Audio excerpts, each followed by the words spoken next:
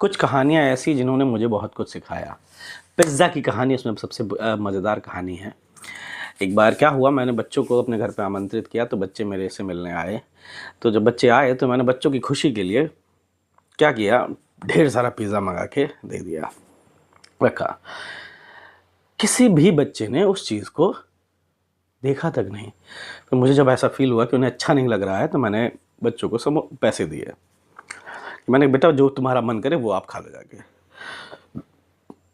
थोड़ी ही देर बाद सारे बच्चे समोसे, चाउमीन, जो चीज़ें उन तक उपलब्ध हो पाती हैं वो चीज़ें वो खा रहे थे, बड़े चाव से खा रहे थे। बड़ा ही प्यारा सबक मिला मुझे उस बात से कि अक्सर मैं वो कार्य करने लग जाता हूँ अपने अनुसार, और इस कार्य के लिए मुझे टोका गया। मुझे टोका गया कि मैं क्यों किसी को अपने अनुसार समझने लगता हूँ। हर व्यक्ति की एक अपनी समय होती है, एक परिस्थिति होती है, और मैं अधिकतर जो कार्य करता हूँ समय के आगे करने लग जाता हूँ। मेरा इवेंट कराने का कार्य शायद ही अभी तक हमारे क्षेत्र में इतने इवेंट किसी ने कराए होंगे जितने मैंने कराए हैं। हाँ, तो मुझे ऐसा फील होता है कि मैं वो चीज़ें देने लग रहा हूँ जिनकी ज़रूरत उनको नहीं है। उनको ज़रूरत किसी और चीज़ की है और मैं उन्हें दे कुछ और चीज़ रहा हूँ। तो सबक है, ये जीवन के सबक हैं। मैंने एक बच्चे को समय दिया कि मैंने कहा तुम पढ़ो, मैं सब पूर्ण रूप से तुम्हारा सहयोग करूँगा, मैं आपको किसी भी कार्य में नहीं लगाऊँगा, उसकी पढ़ाई का पूरा खर्च हम उठाते हैं। मैंने उसको समय दिया, उसने समय का दुरुपयोग कर दिया। 3 वर्ष का समय लेने के बाद भी वो बच्चा उस लायक नहीं है। तो इन सब से चीज़ों से मुझे जो समझ में आया कि एक मार्गदर्शक, आप विद्वान हैं ये एक अलग चीज़ है, आप बुद्धिजीवी हैं ये एक अलग चीज़ है, लेकिन ये ज़रूरी नहीं है कि आप जो भी काम कर रहे हों वो सही कर रहे हों। इसलिए गुरु, हर व्यक्ति के जीवन में एक गुरु होना आवश्यक है जो उसे यह बतला सके कि इस कार्य का परिणाम क्या हो सकता है। क्योंकि हम सबकी एक अपनी समय है, अपनी एक परिस्थिति है, और समय और परिस्थिति के अनुसार हम अपना निर्णय लेते हैं। जब यदि मैं अपनी ही बात करूं तो मैं बीटेक करके बीएड, बीटीसी किया, फिर बीएड किया, एमटेक, फिर तो अलग ही चीज़ें हैं, काउंसलिंग के कोर्सेज किए। तो मैं अक्सर जो गलतियां करता हूं, मुझे टोकने वाला ज़रूरी होना चाहिए। तो एक वो कबीर जी का दोहा है, निंदक नियरे राखिए। मुझे बड़ा अच्छा लगता है कोई मेरी आलोचना करता है, मुझे हृदय से खुशी होती है कि किसी ने तो कहा मुझसे, वरना कहाँ किसी के पास इतना समय है कि वो तुम्हारे लिए, तुम्हारे गलत कार्यों के लिए तुमसे कुछ कहे। मुझे ऐसे लोग बड़े अच्छे लगते हैं जो सार्वजनिक रूप से अपनी बात कहने में सक्षम है। मैं बड़ा सम्मान करता हूं ऐसे लोगों का। अब इसी से जुड़ी एक और बात करता हूं। एक है इंसल्ट हो गई, फलाने ने ये बात कही और मेरी इंसल्ट हो गई। तो मैं समझना चाहने का बड़ा प्रयास कर रहा हूँ। मुझे इसमें एक बहुत बेहतरीन एक व्यक्तित्व मिला अभी, 2-3 साल ही हुए उस व्यक्तित्व से मिले। मैंने उस व्यक्तित्व के चेहरे पे हमेशा मुस्कान देखी। दुनिया भर की आलोचना कर रहे हैं लोग उसकी, लेकिन उसके चेहरे की मुस्कान नहीं हटती। वो लगातार अपने कार्य को करता चला जा रहा है। समझने वाली बात है। शायद मेरी ही कमी है कि मैं प्रकृति के प्रदत्त नियमों का पालन नहीं कर पाकर मौन धारण नहीं कर पाता हूँ। मुझे भी ऐसा नहीं है कि मैं गुरु हूँ तो मुझे गुरु की ज़रूरत नहीं है। मुझे भी गुरु की ज़रूरत है जो मेरे को सही और गलत बताए। हो सकता है मेरे बहुत से कार्य ऐसे होंगे जो मेरी सोच के अनुसार सही हैं, पर आपकी या फिर किसी अन्य की सोच के अनुसार गलत होंगे। कुर्सी के इधर बैठकर नज़रिया और उधर बैठकर नज़रिया, ये दोनों अलग होता है। तो मैं फिर से पुनः कहता हूँ, आग्रह करता हूँ, जिसको भी जैसा भी मेरे बातों और मेरे व्यवहार से ऐसा लगे कि मेरे व्यवहार या मेरे कार्यशैली आलोचनात्मक है, तो बिल्कुल आप लोग आलोचना करिए। उस आलोचना से बड़ा सीखने को मिलता है मुझे तो। वो कहते हैं, एक सलमान खान की पिक्चर थी, किक मिलती है, कार्य करने की एक किक मिलती है। ठीक, मुझे बड़ा अच्छा लगता है आलोचना सुनने में, पर आलोचना कहने वाला ही कहाँ है मेरे आसपास। तो शब्दों को बड़ा ही अलग सा गोल मोल सा कर दिया है मैंने।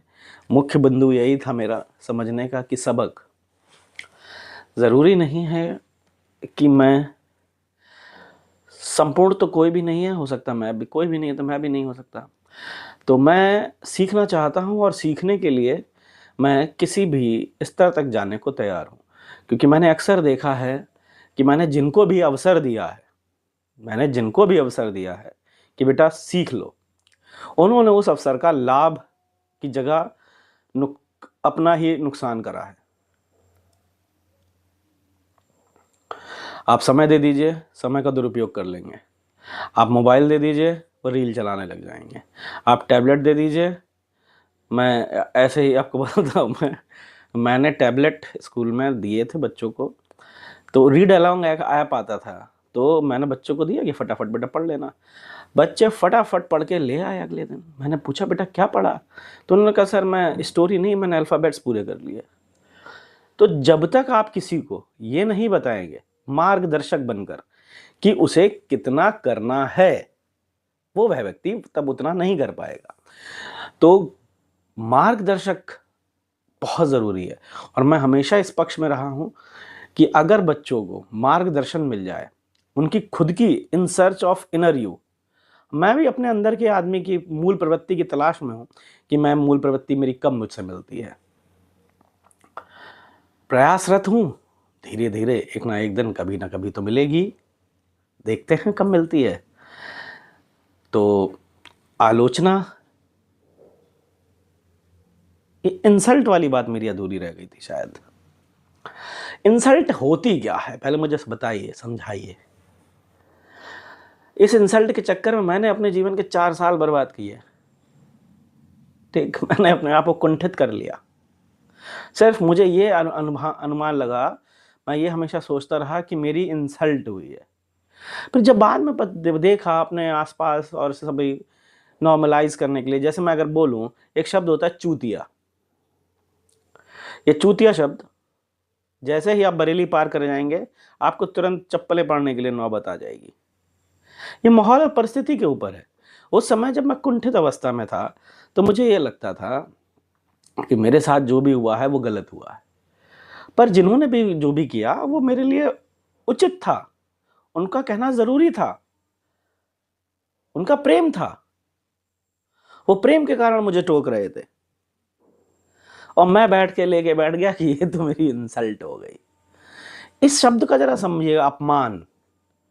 क्या है अपमान? किसी ने आपको पीट लिया, अपमान हो गया आपका। इतना सस्ता अपमान था कि किसी के पीटने से आपका अपमान हो गया। किसी ने आपको गाली दे दी, आपका अपमान हो गया। इतने सस्ते हैं आप। स्वयं से मिलिए। फलाने ने ढिमाके के लिए क्या कहा। अरे मैं तो बड़ा प्रेरणीय है, बहुत से लोग मेरे प्रेरणीय हैं इस मामले में, कि कहा जाए तो मेरे जो व्यक्तित्व का निर्माण हुआ है किसी एक व्यक्ति के मार्गदर्शन से नहीं हुआ। मैंने शतरंज खेलना सीखा है आदरणीय राजेंद्र प्रसाद जी से, जिन्हें चारों वेद कंठस्थ थे। मैं शतरंज में जब 9-10 वर्ष का था, जब मैं उनके साथ खेल रहा था, और मैं पहली बार, शायद उन्होंने मेरी खुशी के लिए वो पहली बार मुझसे चेक शहमात ले ली थी। मेरे जीवन में उससे बड़ा अनुभव ही नहीं है कोई, कि मुझे शतरंज के खेल में किसी और को हरा कर या जीत कर जो खुशी मिली हो, वो उस कभी मुझे वैसी खुशी नहीं मिली। और आज जाकर अनुभव करता हूँ कि उन्होंने मुझे सिखाने के लिए वो मुझसे हारे थे।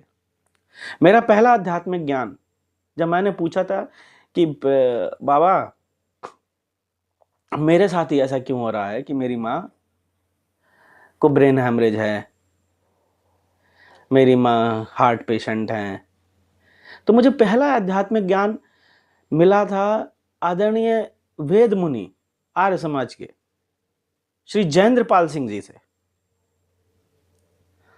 ऐसे मैंने अपने जीवन का ये जो व्यक्तित्व का निर्माण किया, ये इस 10 बाई 12 के बंद कमरे में रहकर ही किया। मैं पढ़ने गया, इधर मिला, उधर लोगों से मिला, तो धीरे धीरे धीरे धीरे एक दिन में नहीं बन गया मैं। आज मैं जो आपके सामने कह रहा हूं, मैं एक दिन में नहीं बना हूं, मुझे बनने में सालों लगे। और उन सालों में मैंने बहुत कुछ सीखा होगा। मेरे खुद के कुछ एक प्यारा सा मेरा छोटा भाई और जो आध्यात्मिक गुरु भी है मेरा, जिसकी वजह से मैंने विपश्यना की, जिसके मार्गदर्शन, जिसने मुझे प्रेरित किया कि भैया आप क्यों नहीं आध्यात्मिक में आते हैं और आप विपश्यना करके आइए। तो मैं नेपाल जाकर विपश्यना भी कर आया। जब करके आया तो उसने ही मुझे एक शब्द दिया था, अनुभव, बड़ा ही प्यारा शब्द। तो मेरे अंदर हर चीज़ क्या क्या मैंने अनुभव कर रखा है, ये मैं व्यक्तिगत मैं जानता हूँ, बाकी सब मुझे नहीं जानते। वो मेरे एक उस 5 मिनट, 2 मिनट, 3 मिनट या मेरे कर्मों की शैली को देख के, मेरे कार्यों की शैली को देख कर मुझे जज करते हैं। हो सकता है मैं गलत हूँ, हो सकता है मैं सही हूँ, हो सकता है अगर मैं गलत हूँ तो मैं आपकी नज़र में गलत हूँ, आपकी नज़रिया गलत है, पर मैं जो कार्य कर रहा हूँ वो सही होगा मेरी नज़र में। कुर्सी के इधर, कुर्सी के उधर। तो अपमान कुछ नहीं होता है। अपमान कुंठित अवस्था, कर्म व्यवस्था को वजह समझते हैं आप? मैं हूं ही कौन? सब कुछ प्रभु की इच्छा है। जो वो मुझे दिखा रहा है, जो वो मुझे अनुभव करा रहा है, वो उसके यहाँ पहले से लिखा हुआ है। और अगर मैंने गुरु को नहीं पाया और गुरु के आचरण से मैं नहीं सीखा, गुरु के मार्गदर्शन में मैं नहीं चला, तो मैं अपने अंदर कुछ भी अनुभव नहीं कर पाऊंगा। और अनुभव करने के लिए एक ही चीज चाहिए, समय। समय समय उस समय को आप कैसे उपयोग करते हैं, कितना उपयोग करते हैं और किस क्षेत्र में उपयोग कर रहे हैं, यही। जैसे मैंने अभी पूर्ववत आपको बताया कि मैंने बड़ा प्रयास किया कि मेरे साथ जो बच्चे रहते हैं, मेरे पास जो रहते हैं लोग, वो शिक्षित हों, आगे बढ़े। उनको आर्थिक सहयोग किया, पर वो नहीं, मैंने लगभग, पर मैं उनका मार्गदर्शक बन के मैं उन्हें आता था, लेक्चर दे के चला जाता था, पर वो मुझसे ही घृणा करने लग रहे हैं। पढ़ाई छोटा, मुझे जो अब अंतिम लग रहा है कि जो अम्बेडकर जी परेशान हुए होंगे, जो महात्मा ज्योतिबा फुले परेशान हुए होंगे, ये इतने महान लोग इसलिए परेशान होंगे कि सबसे बड़ा काम है शिक्षा का बढ़ावा देना। आप बैठिए और किसी को लगातार रोज बोलिए कि बेटा पढ़ लो, पढ़ लो, पढ़ लो, थोड़े दिनों बाद बच्चा कटने लगेगा आपसे। वो बच्चा आपके पास आना नहीं पसंद करेगा, वो दूर से देखेगा, अरे वो आ रहा, भागेगा वो। और रियल अनुभव देखा है मैंने, ये रियल अनुभव लिया है मैंने। और बड़ा ही वाजिब है कि सबसे बड़ा अगर टास्क है तो किसी को शिक्षित करना है। और आप एक गुरु होने के नाते, गुरु से भी ज़्यादा अगर मैं कहूँ तो एक मार्गदर्शक, और हर अभिभावक एक मार्गदर्शक बन सकता है। गुरु भले ही ना बने, लेकिन वो एक मार्गदर्शक बन सकता है। उसे वो छोटे छोटे सपने दे सकता है जो वो अनुभव करना चाहता है, ठीक। पर मैंने अक्सर वार्तालाप जो देखी है आपस में, परिवारों में, बड़े ही अजीब वार्तालाप होती है। स्तर को समझिए। शिक्षा का पहला स्तर परिवार है। परिवार से बच्चा गाली देना भी सीखता है, परिवार से बच्चा अच्छा आचरण भी सीखता है, परिवार से ही बच्चा आगे बढ़ने की प्रेरणा भी लेता है। तो हमारा आपका एक ही प्रयास है कि हम अपनी जो मूल संपत्ति है बच्चा, उसको एक अच्छा सा मार्गदर्शन देकर एक अच्छे गुरु के पास भेजें और उस गुरु के द्वारा उस बच्चे का सुनहरा भविष्य का निर्माण करें। छोटी सी बात है, समझने का प्रयास करें, और मुझे भी समझाने का प्रतिदिन प्रयास करते रहें। मैं कोई संपूर्ण नहीं हूँ, ना ही मैं सर्वज्ञ हूँ, कोई भी सर्वज्ञ नहीं है, तो मैं भी नहीं हूँ। आपको जो भी आलोचना लगे, जो भी गलत कार्य लगे मेरा, आप तुरंत मुझसे कहिए, मेरा नंबर लीजिए, मेरे को व्हाट्सएप करिए। नहीं है तो मैं आर्य समाज में निवास करता हूँ, आप आकर मुझसे मिल सकते हैं। मैं सायंकाल 5 बजे से 7 बजे तक मिलता हूँ। 7 बजे के बाद मैं अपने कार्यों में लग जाता हूँ। तो सुधार की ज़रूरत मुझे भी है, समाज को भी है और आपको भी है। सुधरिए और प्रयास करें एक अच्छे निर्माण का, समाज के निर्माण का। किसी भी अच्छी पहल को आगे बढ़ाने का प्रयास करिए, किसी के भी अच्छे प्रयासों को और अच्छा करने का प्रयास करिए। ठीक है, मिलकर कोशिश करते हैं, चलिए, कि एक अच्छे समाज का निर्माण हो। जय हिंद।